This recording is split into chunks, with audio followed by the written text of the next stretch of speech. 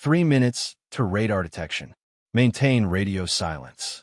That's the last thing I heard before my F-35 stealth fighter crossed into hostile airspace. What should have been a routine reconnaissance mission had suddenly turned into something far more dangerous. They'd briefed me just hours earlier. An enemy fighter had gone down in a remote mountain range, carrying something our intelligence desperately needed. I wasn't told what exactly, just that it was classified above my pay grade.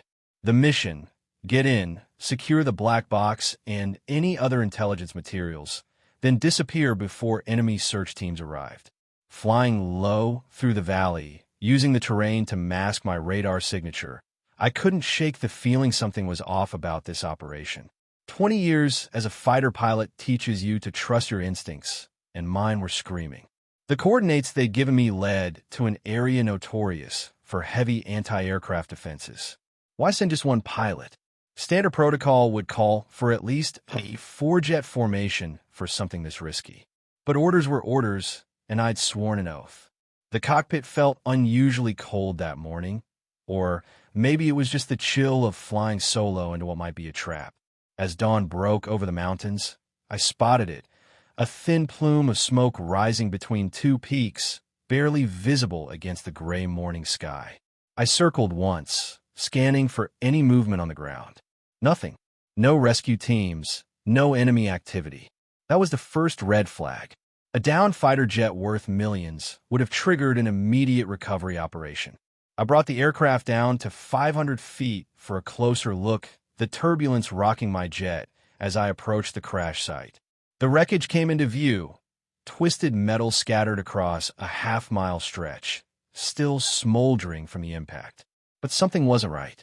The markings on the downed aircraft weren't enemy insignia at all.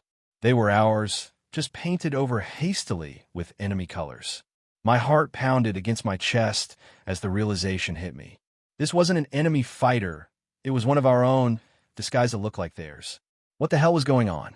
I dropped lower, looking for any signs of the pilot. Had they ejected? Were they captured? As I prepared to land nearby, my radio suddenly crackled to life. Falcon 1, abort mission immediately. Return to base. The voice wasn't my commander's. In fact, I didn't recognize it at all. And they weren't using proper authentication codes. Someone wanted me away from this crash site. Fast. I made my decision in seconds. 20 years of following orders, but this time, something deeper was at stake. I cut the radio transmission and brought my jet down on a relatively flat section about a quarter-mile from the wreckage. The landing was rough. This terrain wasn't meant for a fifth-generation fighter, but I managed it without damaging my aircraft. As I popped the canopy, the smell hit me immediately. Burning fuel, melted electronics, and something else. Something chemical. I secured my sidearm and grabbed my survival pack, scanning the horizon for any movement. If someone wanted me away from here so badly, there had to be something worth finding. The wreckage was still hot as I approached, pieces of the fuselage creaking as they cooled in the morning air. I covered my mouth with my oxygen mask. Whatever that chemical smell was, I didn't want to breathe it in. Moving carefully through the debris field, I looked for the telltale signs of what this aircraft had really been carrying. No weapons pylons under the wings, but extra fuel tanks and what looked like specialized equipment pods. This wasn't a fighter on a combat mission. It had been configured for something else entirely. My eyes caught a glimpse of something reflecting sunlight about 50 yards ahead. The cockpit section, relatively intact compared to the rest. Inside the cockpit, I found him. The pilot was still strapped in, but he hadn't died in the crash. The single bullet hole in his flight helmet told me everything I needed to know. This was an execution, not an accident. My hands trembled as I checked for dog tags or identification. Nothing. Whoever this pilot was, someone had taken great care to ensure he couldn't be identified. But they'd missed something. Tucked inside his G-suit pocket was a small, metal data drive, the kind we use for the most sensitive intelligence. I pocketed it immediately, my mind racing with possibilities. What information was worth killing one of our own pilots to protect or to obtain? Behind the pilot's seat, concealed in a compartment that would normally house emergency equipment, I found a sealed metal case. It was heavy, about the size of a briefcase, with no markings except a biometric lock. Whatever was inside, it wasn't standard issue. I had no way to open it, but I couldn't leave it behind either. As I carefully removed it from the wreckage, I noticed a symbol etched into the metal. Not military, not something I recognized from any briefing. It looked almost like a corporate logo. Just then, my threat receiver beeped. Aircraft approaching from the north, fast and low. I had minutes, maybe seconds, to get back to my jet. But I couldn't shake the feeling that what I was holding in my hands was the reason someone had tried to keep me away. The ground shook as I sprinted back to my F-35, the metal case clutched against my chest. These weren't friendly aircraft approaching. The radar signature identified them as Su-57s, the enemy's most advanced fighters. How they responded so quickly. Unless they'd been waiting, just like someone knew I would disobey orders and investigate. I secured the case in my cockpit and powered up the engines, the whine of the turbines drowning out the sound of my own ragged breathing. No time for pre-flight checks, no time for anything but raw survival instinct. I'd flown in combat zones from Syria to the South China Sea, but nothing had prepared me for this, the feeling of being hunted. Unidentified aircraft. You have entered restricted airspace. Land immediately or you'll be shot down. The voice came through clear on an open channel. They wanted me to know they were coming. I pushed the throttle forward, feeling the raw power of the F-35 lifting me away from the mountainside. 3 enemy fighters appeared on my tactical display, moving to cut off my escape route back to friendly territory. They were trying to herd me, not kill me. At least not yet. They wanted what I'd found. My mind calculated options, mapping terrain features against fuel reserves and weapon loadout. I was outnumbered, but not outmatched. The F-35 stealth capabilities would give me an edge, but only if I used the mountains to break their radar lock. I dropped into a narrow valley, flying so low I could see individual trees whipping past beneath me. 2 of the enemy fighters followed, while the third maintained altitude, likely coordinating with ground forces. My earpiece crackled again, but this time it was a different voice. Falcon 1, this is Watchman. Authentication code Sierra Echo Charlie 47. Do not return to base. Repeat, do not return to base. My blood went cold. Watchman was our deep intelligence division, the people who ran our most classified operations. If they were telling me not to go home, then home wasn't safe anymore. Coordinates being transmitted now. Destroyer transponder. Trust no one. The first missile lock warning screamed in my cockpit as I banked hard right, diving deeper into the valley. Chaff and flares deployed automatically, creating a dazzling light show behind me as I pushed the aircraft to its structural limits. The G-forces crushed me into my seat as I pulled up sharply, using a mountain face to shield me from the incoming missile. The explosion rocked my jet as the missile impacted the mountainside, sending debris flying in all directions. I had seconds to make a decision that would determine whether I lived or died. Continue running or turn fight. As another lock warning sounded, I made my choice. I cut engine power, slammed on the air brakes, and let physics do the impossible, bringing a supersonic fighter to an almost complete stop in midair, causing my pursuers to overshoot. Now I was behind them, and it was my turn to hunt. 3 hours and 2 destroyed enemy aircraft later, I landed at the coordinates Watchman had provided, a hidden airstrip deep in neutral territory, barely visible among the dense forest canopy. My hands were still shaking from the adrenaline as I powered down the engines.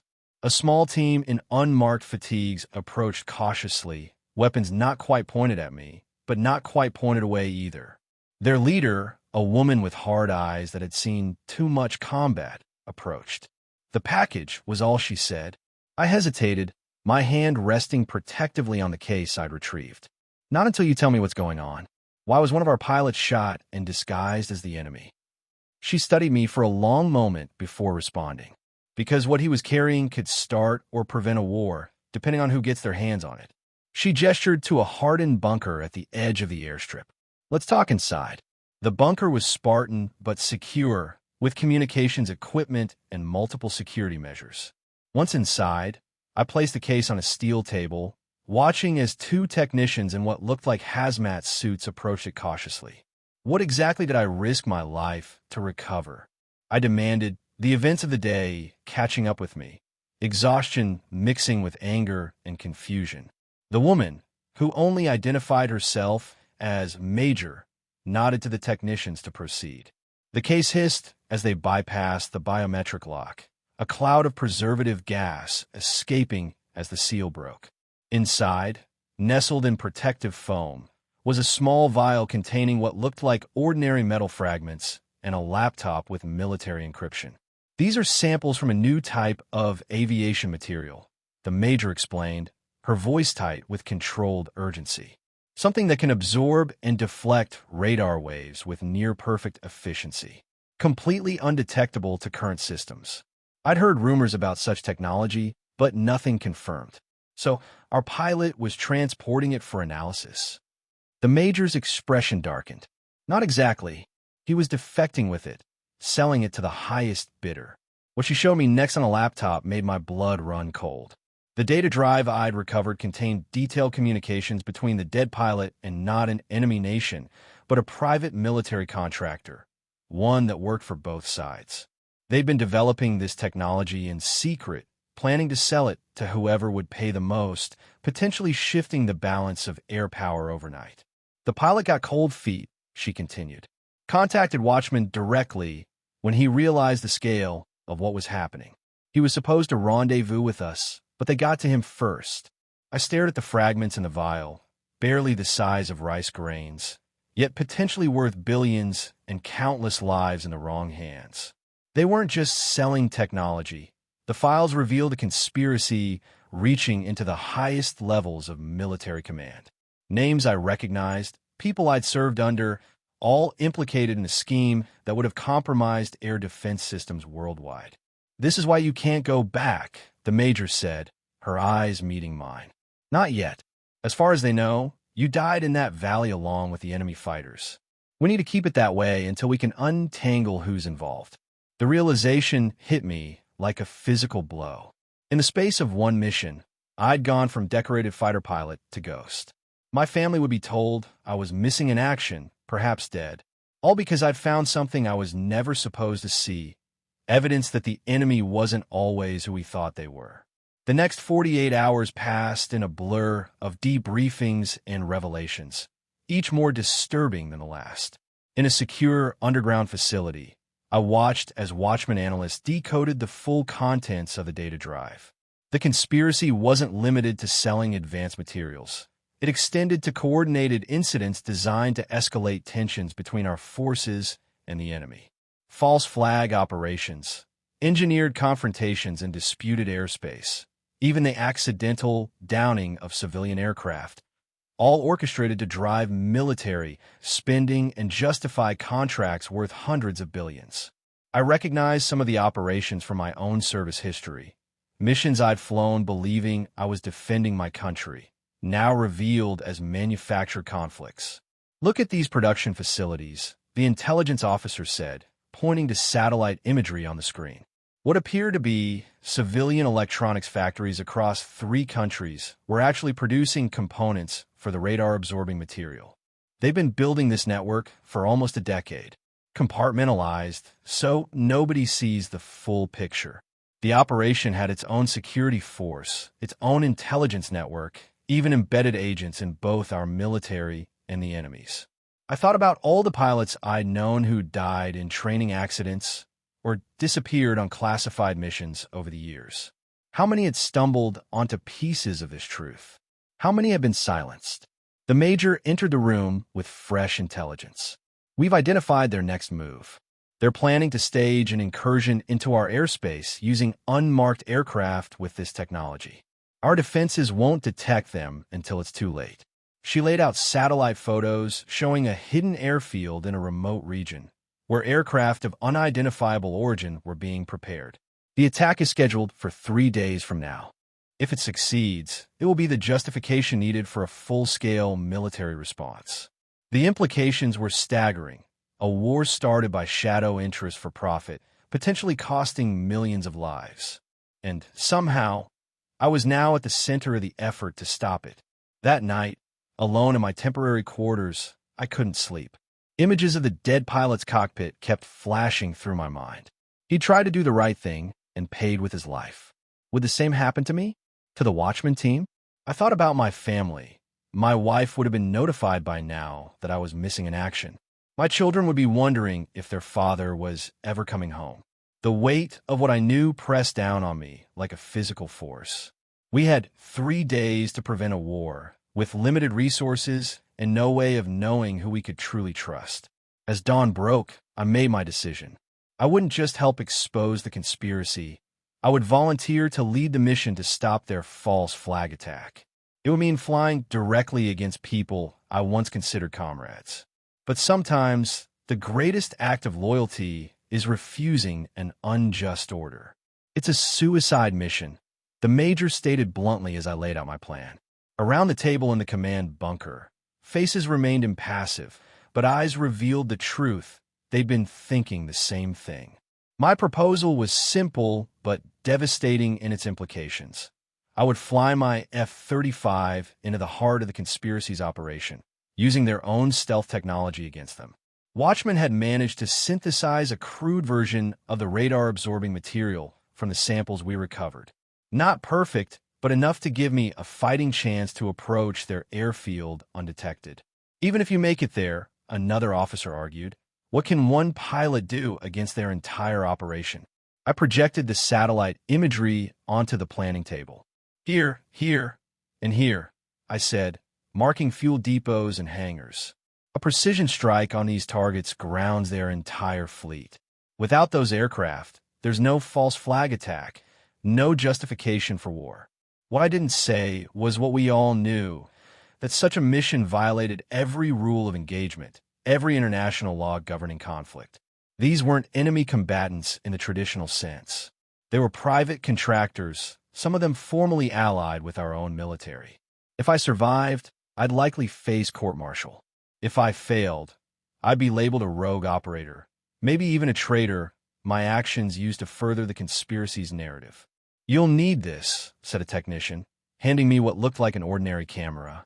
It's a quantum-encrypted transmitter. Once you've confirmed the target, activate it. It will broadcast evidence of the conspiracy to every major intelligence agency and news outlet simultaneously. The device was warm in my hand, heavier than it looked. With it, I could expose everything, the shadow network, the manufactured conflicts, the willing participants in governments worldwide. But only if I could get close enough to document what was happening at that airfield. And only if I survived long enough to activate the broadcast. Dawn broke cold and clear the next morning as I climbed into the cockpit of my F-35, now modified with the experimental material and stripped of any identifying markings. No insignia, no call sign, no official mission parameters. As far as the world was concerned, I didn't exist. The major stood on the tarmac, watching the pre-flight checks. If you pull this off, she said, you'll never get public recognition. No medals, no parade. Your name will be redacted from every report. I nodded, securing my helmet. Recognition isn't why we fly. As the canopy closed, I allowed myself one moment of doubt. Was I doing the right thing?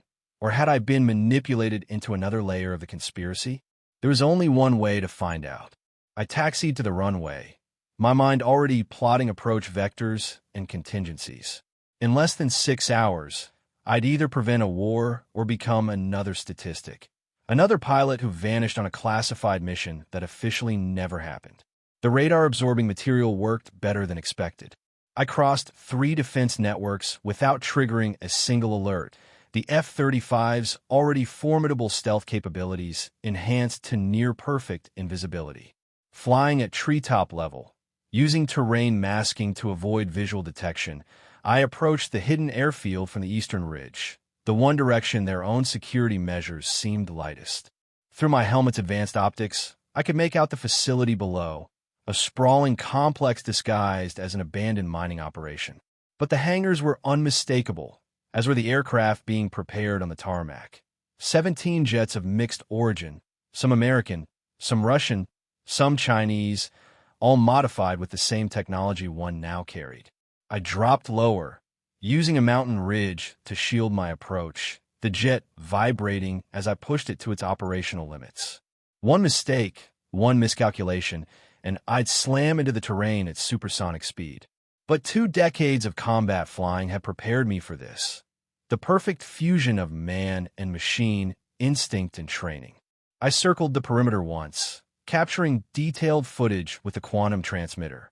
The evidence was unmistakable. These weren't military aircraft on a sanctioned mission. They carried weapons, but no national markings.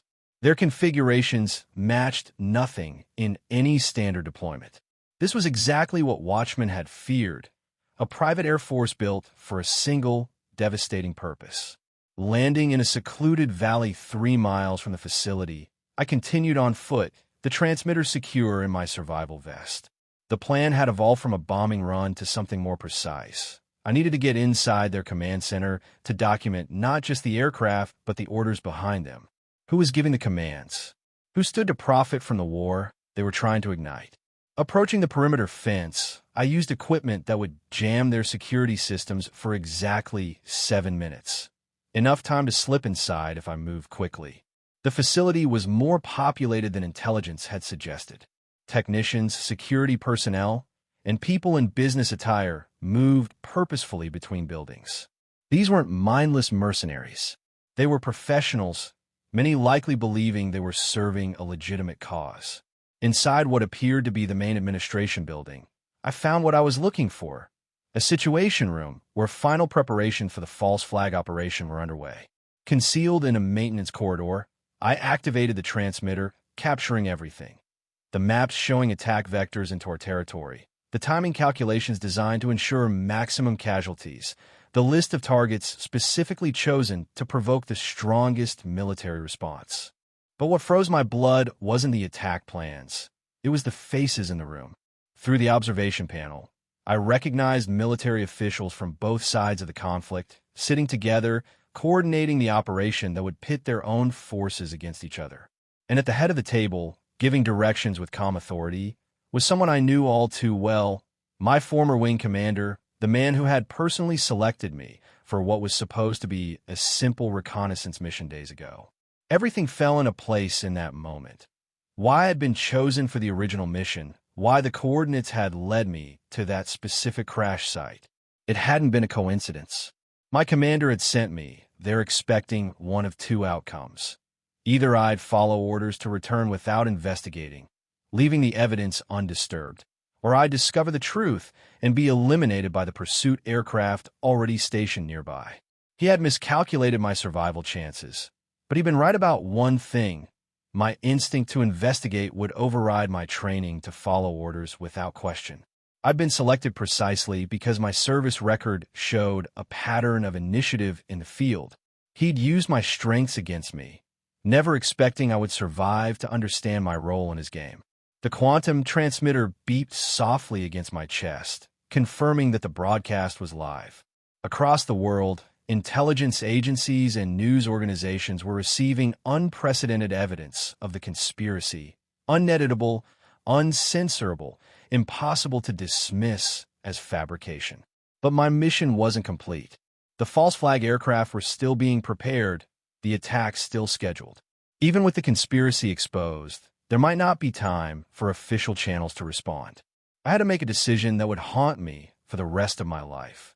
Retreat with the intelligence already gathered, or take direct action to stop the attack. Neither choice was without devastating consequences. I made my way to the airfield's fuel depot, using the confusion of multiple security alerts triggered by the quantum broadcast to move undetected. The facility had erupted into controlled chaos, some personnel rushing to acceleration preparations for the attack, others attempting to lock down communications and contain the breach. Setting charges at key points in the fuel system would ground every aircraft, making the false flag operation impossible. But it would also likely result in casualties among people who might be innocent participants, unaware of the true nature of their mission. Was I prepared to make that call? To be judge, jury, and potentially executioner? The weight of combat decisions had always been heavy, but this was different. This wasn't war, or at least, not yet. In that moment, standing in the shadow of the fuel depot with the detonator in my hand, I thought about everything that had led me to this point. The dead pilot in the crashed jet, executed for having a conscience.